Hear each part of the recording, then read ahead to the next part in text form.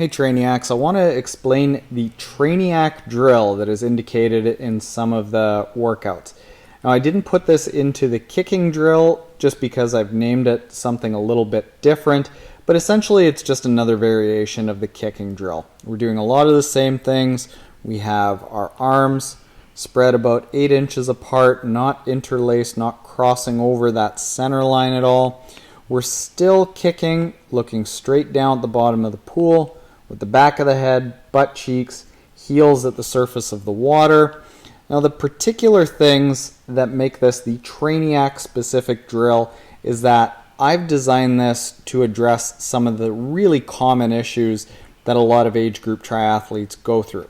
So number one, we have sinky legs, so I've made this drill a little bit easier by putting on some flippers so that you can get those legs up close to the surface of the water.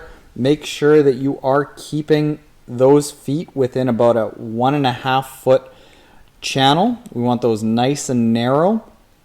When you're kicking, still with the Trainiac drill, we want you to keep that upper body basically completely stationary, even though there's going to be a little bit of rocking that's trying to come forward from your legs to your upper body. We want that upper body to stay completely stationary. But what I've done with this Trainiac drill that is specific to this drill and a little bit different than how a lot of other coaches do it is a lot of other coaches recommend interlacing the thumbs up here. And what I think that does is when you get under the surface of the water, you're not able to get this nice position here.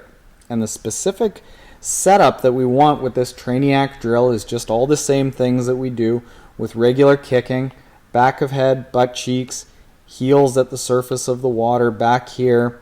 We have the upper body, like I said, completely stationary, not rocking. Get those feet in a nice narrow channel.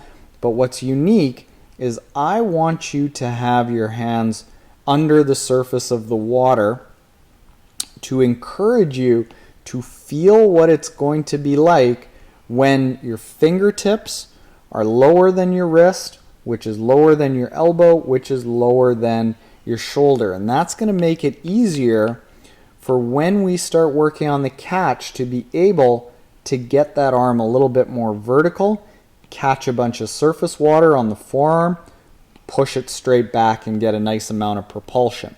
Now, I believe that if people end up focusing on interlacing their hands up here, it's going to be easier to drop that elbow just kind of by nature. It's really hard to stay perfectly straight with an elbow like that.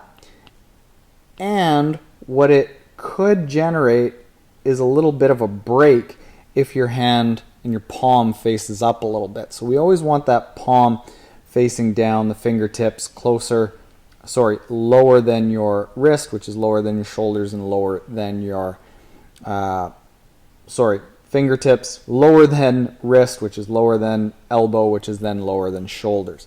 So it's just another sequence of the kick progression with snorkel, fins, all the same things that we do in kicking, but we just have a little bit of a customized setup with how we hold our hands. That's all.